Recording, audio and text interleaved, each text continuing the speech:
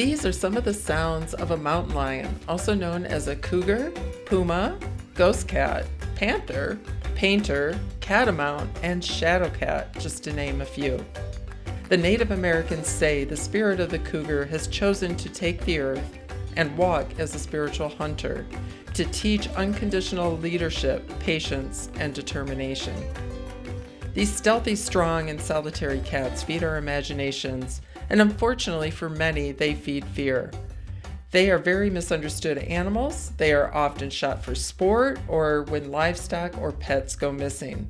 They are shot because people are afraid or want trophies. If these beautiful cats are so dangerous to coexist with, why don't we hear about more human attacks? In the last 100 years, there have been fewer than 20 fatal mountain lion attacks on humans. Yet humans killing mountain lions is on the rise. I just don't get it. I am Marcia Sivek, and this is a nature short on Coexisting with Cougars by BeProvided Conservation Radio. I think that I don't think we should be worried. I think that the chances of you having a encounter with a cougar is extremely low. And I think that I think how we have to talk about these things is more of how can we prepare ourselves and be knowledgeable on how to recreate or live in cougar habitat. This is Korinna Domingo, founder and director of the Cougar Conservancy. Their mission is to reduce human-wildlife conflict and conserve cougar populations. Here she explains on some basic things we can do to feel more safe and to protect our wild neighbors as well. There's really simple precautions we can take when we're out on the trail. Simple things like not wearing earbuds, hiking in a group, making noise, walking and talking, or clapping your hands around blind turns. Choosing to hike, during the daytime. Of course, I know that's not always easy, especially in really hot areas like Los Angeles in the summer. But, carrying an air horn or bear spray if you feel like you need it because you hike alone and maybe like a higher risk category recreator. There's things that we can do both on the trail and of course at home as well. Most of the conflicts that do occur with cougars do happen not on the trails, but in our backyards and in our neighborhoods because we share space with mountain lions. There are things that we could do at home as well, like keeping pets indoors when they're not supervised. And, supervising them, of course, when they are outdoors, not keeping your dog out on a leash in your backyard, tied to a tree, livestock and hobby animals in lion-proof enclosures. There's so much that we can do. I think we're very smart animals in order to prevent conflicts with cougars because cougars aren't going anywhere. We're going to continue to share spaces with them. And so I think that the general public in general is just learning more about how to coexist, both on the trail and at home. Is really to reduce human-wildlife conflict and serve cougar populations through science-based management and conservation. We're all about coexistence, preventing or responding to or mitigating conflicts and sharing space with these large carnivores. We have a suite of different videos on our website. They're short, they're simple, they give you actual practical tools on what to do at home or on the trail to be a good neighbor to wildlife. So I should mention the website for this valuable information is found at cougarconservancy.org. So cougars do have a really tough life without human intervention just to survive on a daily basis. But humans have really challenged their survival. What threats are cougars facing? I'll speak to California cougars just because that's where our work predominantly lies. There are various causes for mortality for California mountain lions. They include things like depredation, or when a mountain lion or a cougar destroys property. Property can be defined as anything from an alpaca to a chicken to a dog to a goat. And we kill about 100 mountain lions a year in the state of California on depredation permits. And we kill about another 100 on the roads. We lose about 200 a year, and those numbers, they wane. But road strikes are definitely an issue for mountain lions in California. Environmental toxicants, we've been hearing a lot about rodenticide or anticoagulant rodenticide in the news lately because Assembly Bill 1788 was just passed and signed by Governor Newsom. And, secondary poisoning is definitely an issue for cougars in California as well. And poaching occurs. We don't have good numbers on that, as you can imagine, but poaching definitely happens. And of course, orphaning can occur due to any one of these causes of mortality.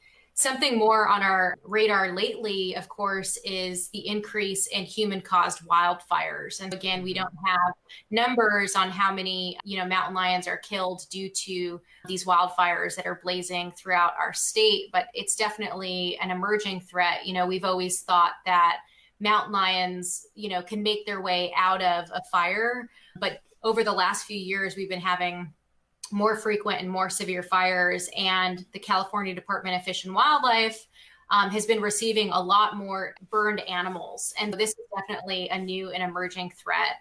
But I'll leave it at that, because you could talk about habitat fragmentation and decrease in genetic diversity. Mountain lions in California are facing a lot of different challenges depending on, kind of what subpopulations you're talking about. Last year, I co-led efforts with the Mountain Lion Foundation and the Center for Biological Diversity. We petitioned the California Fish and Game Commission to list southern and central coast mountain lions under the California Endangered Species Act. And where we're at right now with the CISA timeline, I don't have to keep saying California Endangered Species Act, with the CISA timeline is in April of this year, the California Fish and Game Commission voted to consider listing these select populations under the state's ESA. And now what we're doing is we're waiting on the California Department of Fish and Wildlife. They're evaluating the petition, and there's going to be a vote in summer of next year, 2021, where the commission will actually say they're going to be listed or not. Right now, they're a candidate species, but what that means is they still have all the protections of a state-listed species, and they could be listed as either threatened or endangered. Well, we will keep our fingers crossed that the cougars will get some protection under this act. I believe there are only about 3,000 cougars left in the state of California, roughly, and these numbers are going down fast, as you mentioned, from depredation and other things, but there are also many road kills on our highways and freeways and such. But it sounds like there may be a glimmer of hope on the horizon for cougars with the help of the Cougar Conservancy in regards to a wildlife crossing. We're not an official partner of the crossing itself. We're working in partnership with the Save LA Cougars campaign, and we're providing, opportunities for outreach and education and working with communities living on both sides of the crossing.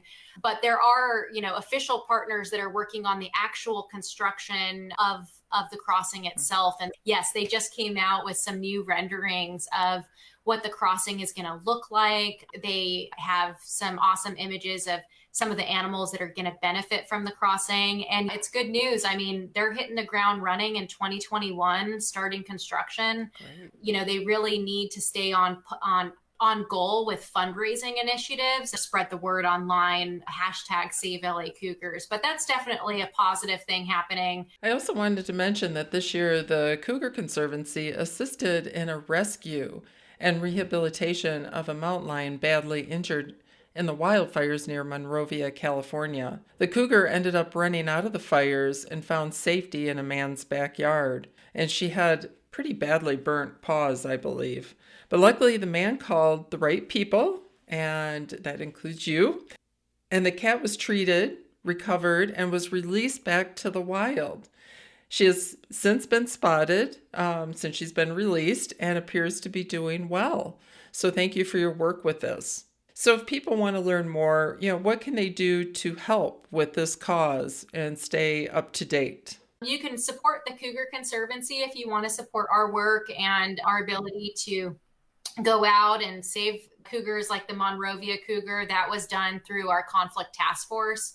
Our conflict conflict task force goes out and we investigate situations. We help people coexist. We help fortify existing structures or build new enclosures for people. And you can volunteer with us. You can just share our mission in our website. That's free. That doesn't take anything except some time. Share our work, volunteer with us, become part of our team. Of course, you can always donate on our cougarconservancy.org website. For the Save LA Cougars campaign, same thing. If you can donate, your $5 will be $10, because it'll be matched this week. If you can financially donate, that would be great. But come join the festival, really just learn about urban wildlife, learn about tools that we can use to coexist, and share that with your family and your friends and your neighbors.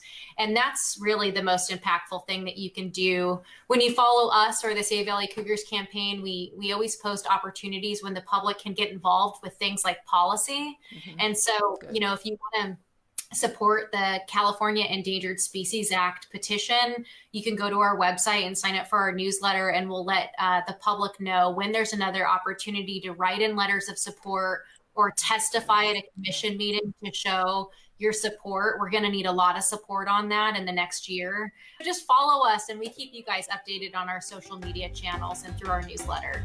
Again, as Korinna mentioned, if you would like to learn more on how you can help protect these beautiful cats and coexist successfully, please visit cougarconservancy.org. And there you'll find many educational resources, and that's where you can sign up for their newsletter as well. For other interviews with the people protecting our world, please visit www.BeProvided.com. Thank you for listening, and I am Marcia Sivek with BeProvided Conservation Radio.